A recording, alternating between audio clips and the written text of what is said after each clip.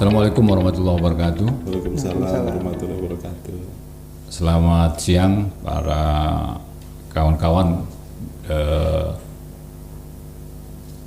petambak maupun kawan-kawan di luar di Pasena. Hari ini kita kedatangan tamu, kawan-kawan dari Unila, ganteng-ganteng ini. Ada Mas Indra, Ya, juga Mas Duriat. Ya. Kita ingin ngobrol-ngobrol santai, apa yang ingin mereka kerjakan di Pasena. Ada sekitar 20 menit sampai 30 menit ke depan kita bincang-bincang ringan saja. Pak Duriat, terima kasih ini atas kehadirannya. Pertama ini Bang Nafian. Iya, alhamdulillah ini rezeki ini bisa sampai di sini juga Bang Nafian. Karena kalau wilayah di Pasena ini kan memang sudah lama mendengar, tapi baru punya rezeki sampai sini baru hari ini. Berapa orang ini yang datang? Ini kami ada 2 orang dosen dan 6 orang mahasiswa yang rencananya nanti pingin nyari penelitian lah di wilayah sini terkait dengan kondisi mangrove yang ada di sekitar Tulang Bawang. Jadi dari Unila. Ya. Ini dari fakultas? Kami sebenarnya dari Fakultas Pertanian, Bang. Pertanian. Jurusannya jurusan kehutanan. Jurusan kehutanan. Ya. Ini anak-anak ada 6 mahasiswa. Iya, ada 6 orang. Salah satunya Indra. Salah satunya Mas Indra. Mas Indra dari Saya dari Bekasi, Pak. Bekasi. Semester berapa ini? Tahun ini masuk semester 7. Rata-rata yang berangkat ke sini yang 6 orang ini adalah semester 7. Semester 7 semua. Untuk persiapan untuk itu bahan ini Iya. skripsi ya. Skripsi. Oke. Kenapa tertarik untuk melihat mangrove di Pasena? Oke, jadi kan kalau kita lihat ini kemarin G20 di Bali ya, Bang ya. Itu kan Presiden Jokowi ngajak 19 pemimpin negara itu untuk nanam mangrove tuh di Bali. Nah, kenapa kok nanam mangrove? Karena ternyata sekarang ini isu tentang mangrove itu sangat populer di seluruh dunia gitu. Dimana mangrove ini kan punya perannya sangat penting terkait dengan isu global. Kalau mungkin kita semua pasti sudah tahu ada perubahan iklim. Kayak sekarang ini bulan Desember tapi hujannya masih jarang-jarang. Ya. Nah, itu Bang Nafian, itu termasuk salah satu gejala perubahan iklim. Nah, untuk mengatasi perubahan iklim ini kita perlu banyak menyerap karbon yang ada di udara ini untuk dijadikan dijadikan biomasa gitu, dijadikan tanaman. Nah, mangrove ini ternyata dia menyerap karbonnya itu jauh lebih besar, 4 kali dibandingkan dengan hutan yang ada di daratan. 4 kali? 4 kali lipat. 4 kali lebih besar dari hutan biasa? Iya, karena kan pertumbuhan mangrove itu jauh lebih cepat sebenarnya. Oh iya, betul. Dan kemudian mangrove kalau jatuhin daunnya itu dia terurainya cukup lama sehingga ada stok karbon yang banyak di situ. Nah, oleh karena itu mangrove menjadi kata orang itu seksi lah ya, seksi untuk di dunia untuk gitu. sekarang ini ya. Sehingga kemarin kalau kita lihat Presiden Jokowi pun mengajak 18 kepala negara ya untuk menanam mangrove bareng-bareng. Nah, itu jadi kita harus bersyukur nih Bang, di sini kita punya mangrove, karena mangrove ini nggak semua negara punya. Tidak semua negara punya. Di orang-orang Eropa, orang Jepang yang negara-negara 4 musim itu mereka nggak punya mangrove dan mereka pingin banget tahu mangrove itu kayak gimana ya. Sementara kita tiap hari kan lihat dan kayaknya cuek aja. Kalau kita mungkin orang kita kalau kita bisa foto di salju kayak keren ya Bang ya. Nah, ini kalau orang bule bisa foto di mangrove itu sama kayak kita foto di salju, keren gitu. Jadi memang ini keunggulan yang harus kita lestarikan lah gitu. Dan ini juga pasti ada pengaruh juga terhadap budidaya ya. Betul, karena kan kalau mangrove-nya terjaga itu harapannya kualitas airnya kan juga bagus. Kemudian kalau kualitas airnya bagus nanti untuk budidaya udang kan juga berpengaruh terhadap hama penyakitnya lebih bisa ditekan gitu. Kalau airnya sehat pasti udangnya tidak terserang penyakit. Itu harapannya. Jadi mangrove itu bukan hanya semata-mata tren tadi ya, tapi juga bagaimana kita melakukan penelitian pentingnya juga mangrove ini bagi petani pembudidaya udang di sini ya. Betul Bang, karena kalau kita lihat ini apalagi di pantai timur Sumatera ini kan kalau lagi musim angin timur itu luar biasa ya, anginnya, ombaknya besar. Nah kalau nggak ada mangrove itu cepat sekali terabrasi, cepat sekali dia terkikis. Nah dengan adanya mangrove itu kan kalau kita kenal mungkin istilahnya green belt ya, sabuk hijau. Ya. Jadi kalau ada sabuk hijaunya itu kan paling tidak ombaknya itu bisa kita kurangi sehingga tingkat kerusakan yang ditimbulkan oleh ombak itu bisa kita minimalisir begitu. Iya. Saya pernah lihat film animasi gitu yang bagaimana tsunami itu bisa dihambat ya kalau ada mangrove ini. Ya, makanya memang. Kalau Mas Indra kenapa tertariknya? Kebetulan penelitian saya ini Pak mengenai kandungan dari biokimia di dalam yang tergandung dalam mangrove khususnya api-api.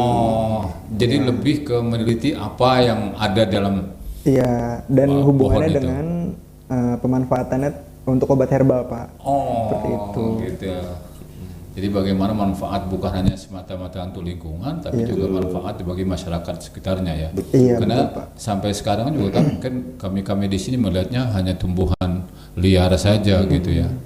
Ya belum juga melihat bahwa ini ada pentingnya juga bagaimana pohon ini menjernihkan air misalnya untuk dari apa namanya racun-racun dan lain sebagainya. Katanya tadi kan ada obat herbal ternyata obat herbal ya ternyata. Dan mungkin abang pernah dengar api-api itu bisa untuk obat kecap, KB. bahkan bikin, iya betul, saya pernah juga, pernah yang bikin itunya obat KB itu. Nah betul, ini salah satu yang sedang itu nanti diteliti sama Mas Indra ini. Jadi bagaimana nih kandungan api-api ini kan ada batang, daun, bunga, buah gitu, akar. Di bagian mana nih yang bisa dijadikan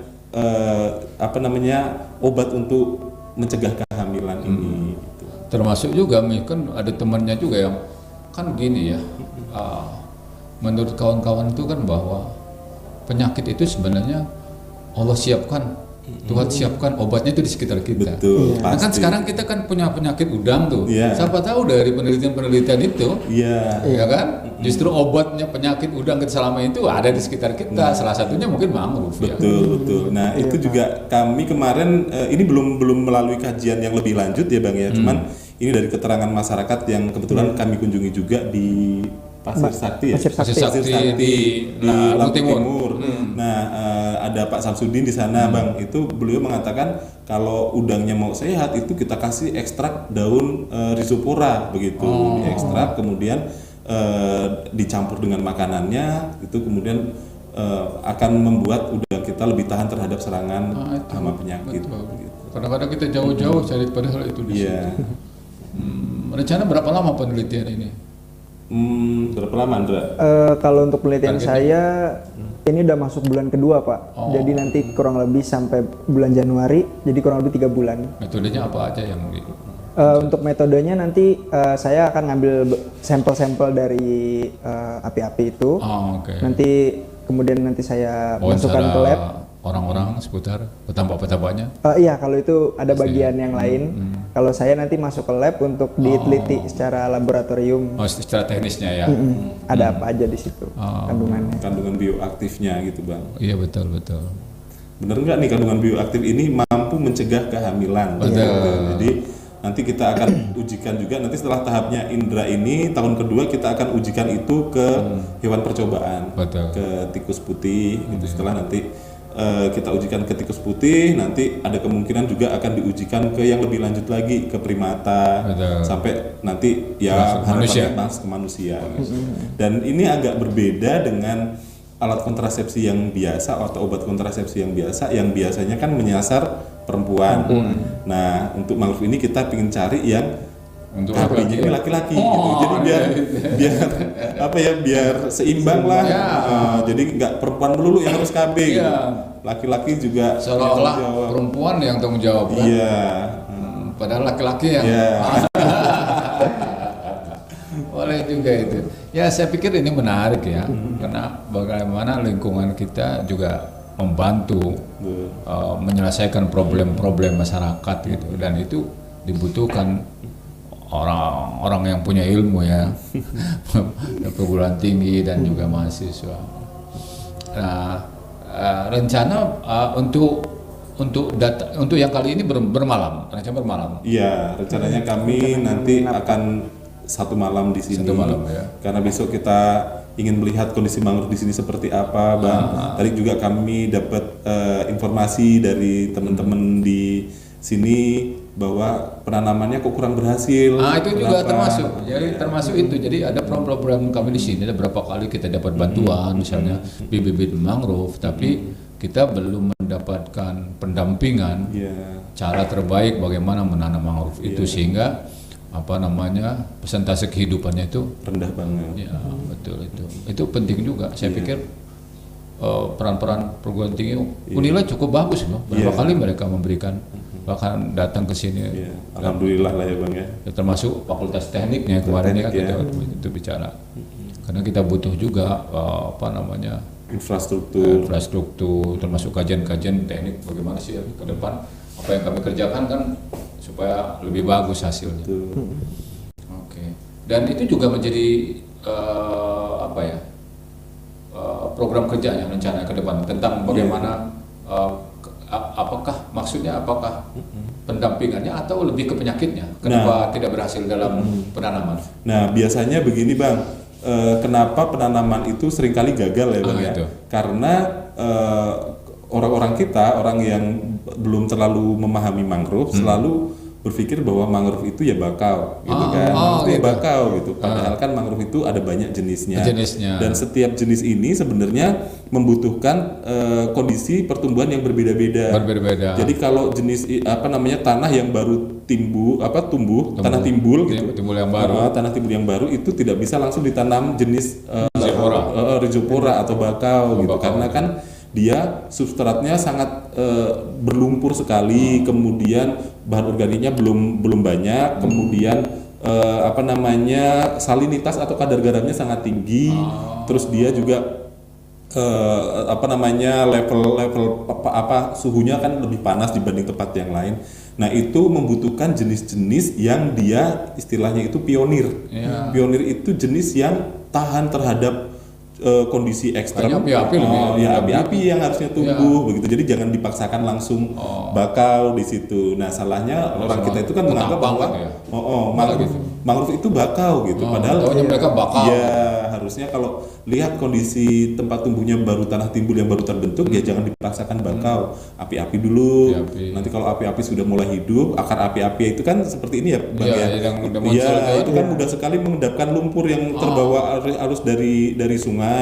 Itu mudah diendapkan oleh tipe akar yang seperti itu. Setelah akar ini banyak menjerap lumpur, kemudian bahan organik dari guguran daun api-api ini mulai tercampur. Nah itu mulai nanti bakau bisa tumbuh di situ. Dan kalau seandainya juga tidak dilakukan penyiangan perawatan, biasanya bakau rhizophoranya juga nggak bisa tumbuh, tetap kalah dengan api-api. Betul. Jadi memang kita menanam pun harus tahu tahap-tahapan suksesi gitu. Jadi jadi yang mana yang duluan, tahap kedua, tahap ketiga. Jadi kalau kayak misalnya kita kan lihat juga ya Bang ya di sini ya, kalau pinggir kiri kanan sungai itu kan nipah. Kenapa kok nipah? Ya memang karena di situ kadar garamnya rendah.